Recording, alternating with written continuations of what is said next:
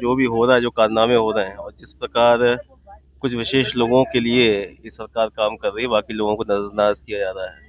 और इसी का कारण है कि जो विधायक हैं जिनकी सुनी नहीं जा रही है, वो जो है मंत्रियों से भिड़ रहे हैं, बहस कर रहे हैं, अधिकारियों से लड़ रहे हैं, क्योंकि चुनाव सामने है और 10 सालों की इस सरकार में जनता को दिखाने के लिए ज़मीन कोई काम किया नहीं है उन्होंने।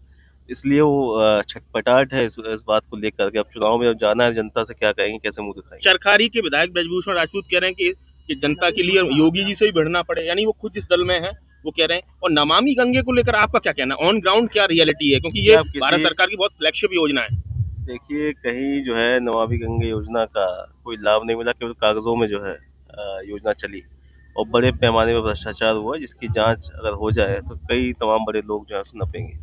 और कोई कार्यक्रम ऐसा सरकार का नहीं है जनता के लिए चल रहा हो, और अब चुनाव सामने है, अब जनता जो है इसका जवाब देगी। Thank you.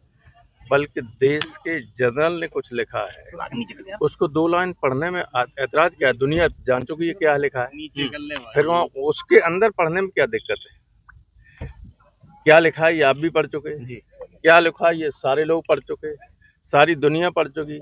अब इनके रोकने से ये और हुआ कि जिस दिन वो 12 पुस्तक आएगी मार्केट में, 10 करोड़ पुस्तकें बिकेंगी कम से कम।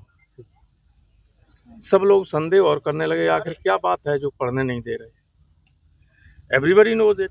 क्या लग रहा है सर, डिफेंस को लेकर जिस तरह से तमाम दावे किए जा रहे हैं? आप जानते नहीं कि सारा देश जानता है कि रोजाना चीन हिंदुस्तान के अंदर कुछ न कुछ अंदर घुस आता है। एक शब्द कभी हमारी सरकार ने एक शब्द चाइना के खिलाफ नहीं बोला और हमारी हजारों वर्ग मील जमीन पे उसने कब्जा कर लिया। सब पार्लियामेंट में लगातार हल्ला मच रहा है, कब तक मचेगा ये? भाई देश के लिए तो हल्ला नहीं मचा, पार्लियामेंट है किस लिए?